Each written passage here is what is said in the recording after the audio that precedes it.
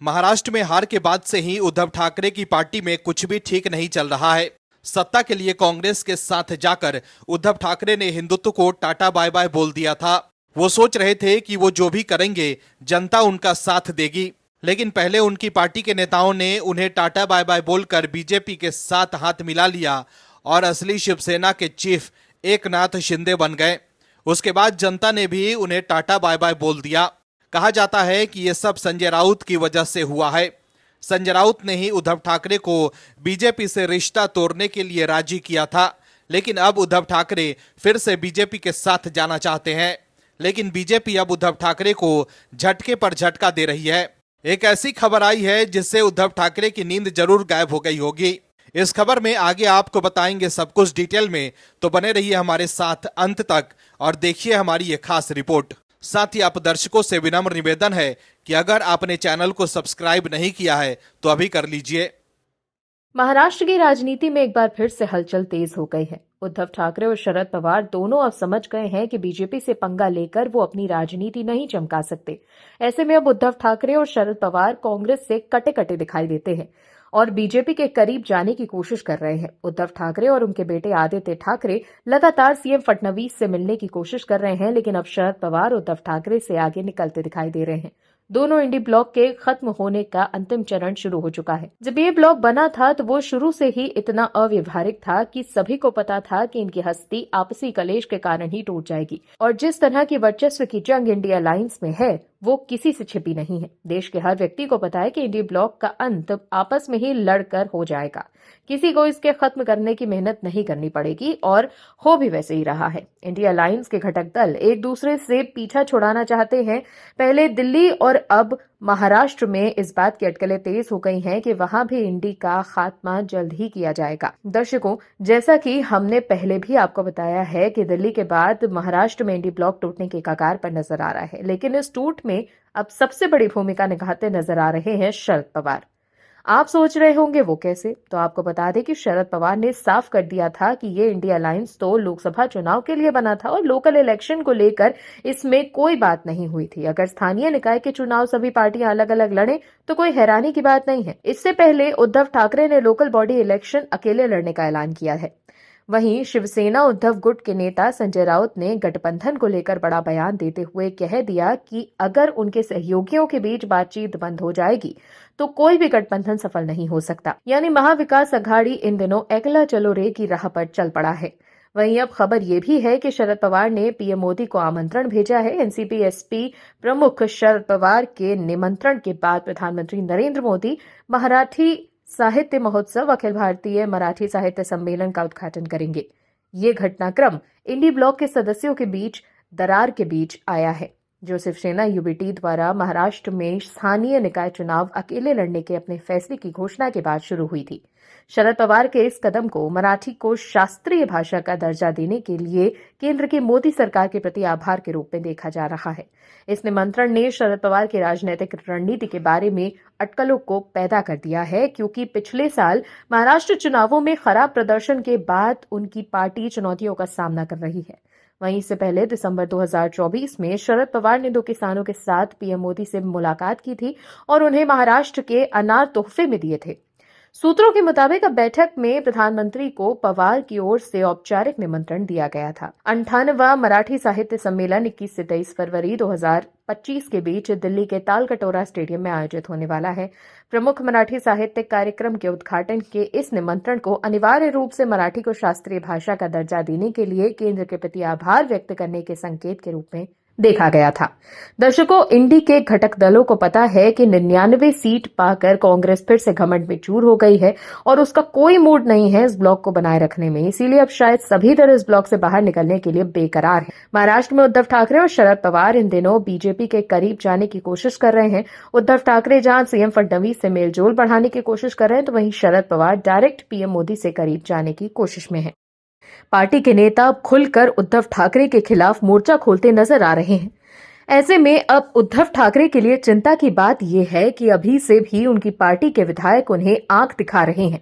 ऐसे में अब उद्धव ठाकरे के लिए पार्टी के नेताओं और सांसदों को साथ में बनाए रखना काफी मुश्किल हो सकता है, क्योंकि एक बार फिर उद्धव ठाकरे की पार्टी में टूट की आहट सुनाई दे रही है, जिसके बाद उद्धव ठाकरे के खास संजय राउत अब कहने लगे हैं कि नाराज नेताओं से बात की जाएगी।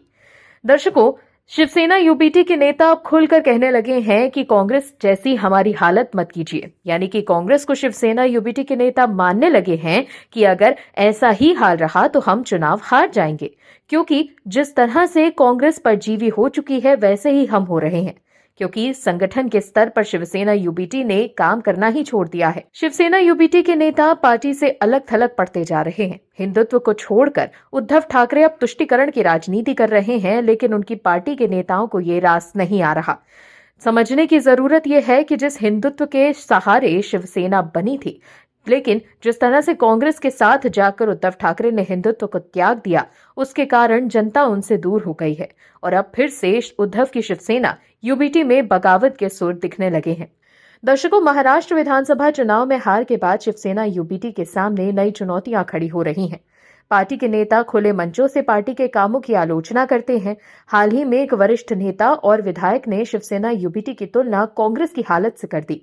खास बात यह है कि ये घटनाक्रम ऐसे समय पर हुआ जब मुंबई में बीएमसी के चुनावों की तैयारी की जा रही है। विधायक भास्कर जाधव ने पार्टी में काम करने के तरीकों पर सवाल उठाया।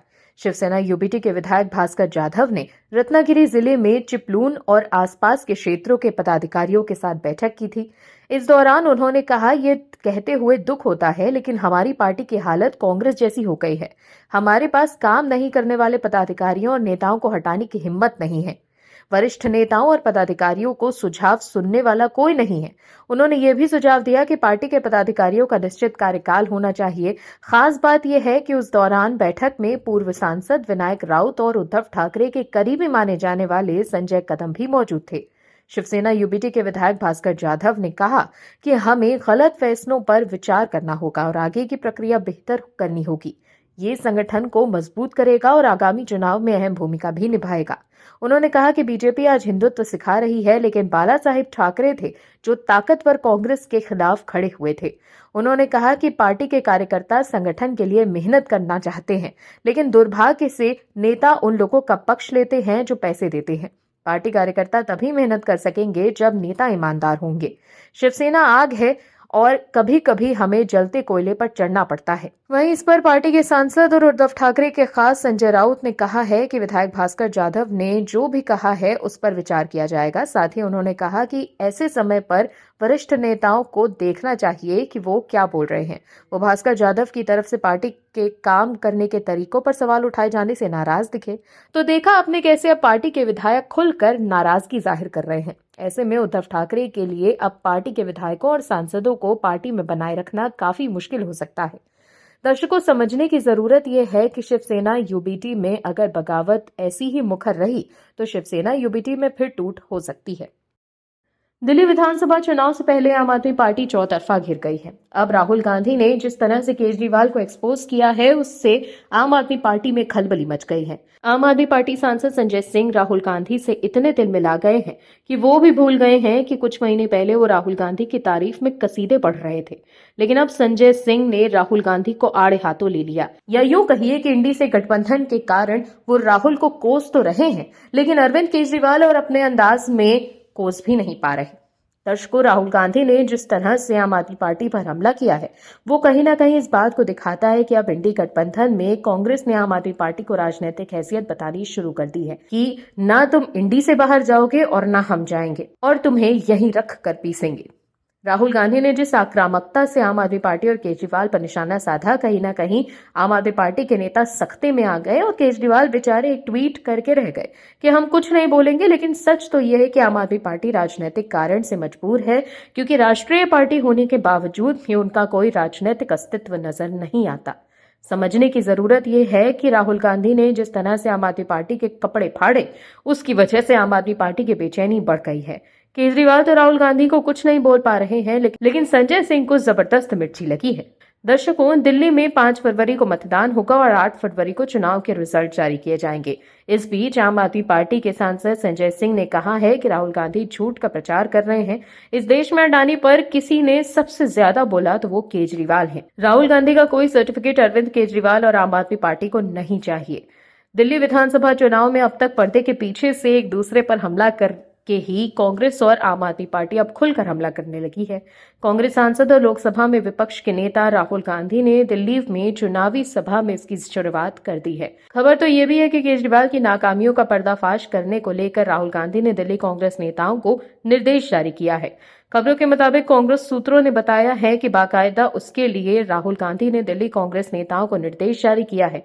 हाल ही में दिल्ली के सीलमपुर इलाके में बोलते हुए राहुल गांधी ने कहा था, केजरीवाल जी आए और कहा कि दिल्ली साफ कर दूंगा, भ्रष्टाचार मिटा दूंगा, पेरिस बना दूंगा। अब हालत ऐसी है कि भयानक प्रदूषण है, लोग बीमार रहते हैं, लोग बाहर नहीं निकल पा रहे। जैसे मोदी जी झूठे वादे प्रचार करते हैं, वैसे ही झूठे वादे केजरीवाल भी करते हैं। इन दोनों में कोई फर्क नहीं है। राहुल गांधी ने कहा कि जब मैं जातिगत जनगणना की बात करता हूं तो नरेंद्र मोदी जी और केजरीवाल जी के मुंह से एक शब्द नहीं निकलता। ऐसा इसीलिए क्योंकि दोनों चाहते हैं देश में पिछड़ों, दलितों, आदिवासियों और माइनॉरिटीज को भागीदारी ना मिले। इतना ही नहीं, राहुल गांधी ने एक वीडियो में शेयर कर अरविंद केजरीवाल पर निशाना साधा और उनकी पोल खोली। राहुल गांधी ने दिल्ली विधानसभा चुनाव 2025 में दिल्ली को पेरिस बनाने के अरविंद केजरीवाल के वादे का मजाक उड़ाया। राहुल गांधी ने ट्विटर पर एक वीडियो शेयर किया जिसमें वो कूड़े से भरी एक नदी के पास खड़े हैं। उन्होंने वीडियो के कैप्शन में लिखा, केजरीवाल की चमकती दिल्ली, पेरिस की दिल्ली। वहीं राहुल गांधी द्वारा रैली में निशाना साधे जाने के बाद केजरीवाल ने एक्स पर पोस्ट लिखकर कहा था, राहुल गांधी जी दिल्ली आए, उन्होंने मुझे बहुत गालियां दी, पर मैं उनके बयानों पर कोई टिप्पणी नहीं करूंगा। उनकी लड़ाई कांग्रेस बचाने की है, मेरी लड़ाई देश बचाने की है। कुल मिलाकर देखें तो दिल्ली विधानसभा चुनाव 2025 ने आम आदमी पार्टी और कांग्रेस के बीच तनाव को और बढ़ा दिया है। दोनों पार्टियां इस बार अलग अलग चुनाव लड़ रही हैं, जबकि लोकसभा चुनाव 2024 में दिल्ली में दोनों ने मिलकर चुनाव लड़ा था, जिसमें दोनों को कोई सीट नहीं मिली थी। Bureau report, OMH news. आप दर्शकों से विनम्र निवेदन है कि चैनल को सब्सक्राइब जरूर करें